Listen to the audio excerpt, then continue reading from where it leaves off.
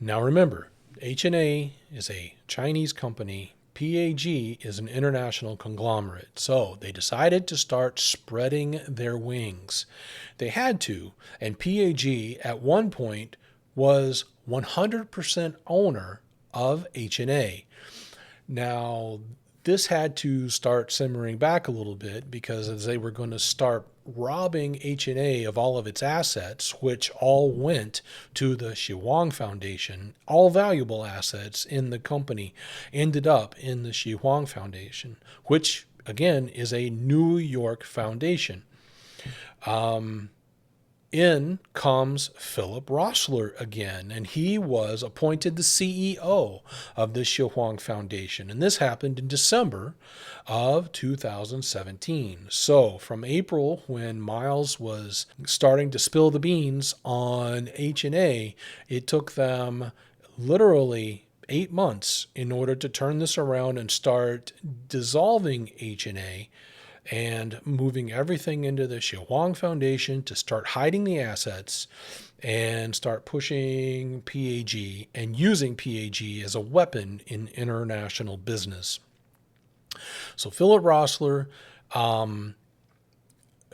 is also connected with Horst Geicke, who is a German businessman tied deeply with Hong Kong and Vietnam.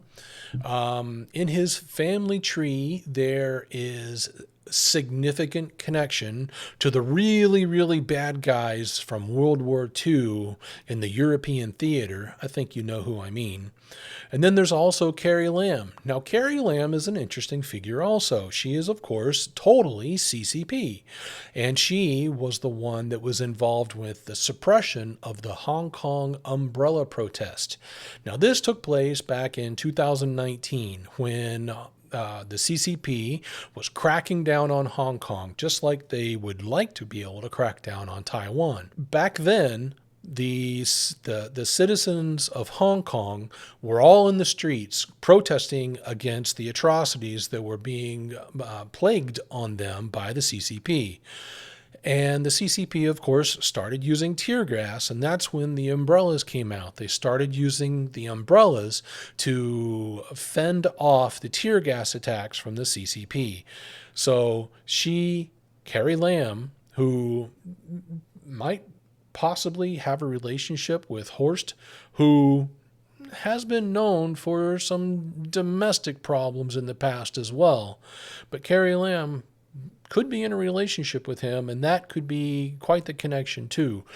Again, more tyranny, more disgusting putting down of people that they just want to rule over rather than allow them to live their lives freely. So also connected to this is HNA's 10% or almost 10% ownership stake of Deutsche Bank.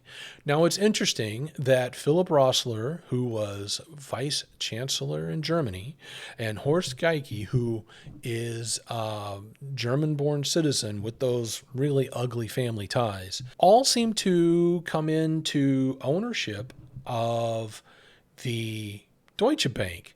Now, you know what happens when you've got majority ownership, even at 9.9% of an organization or a business.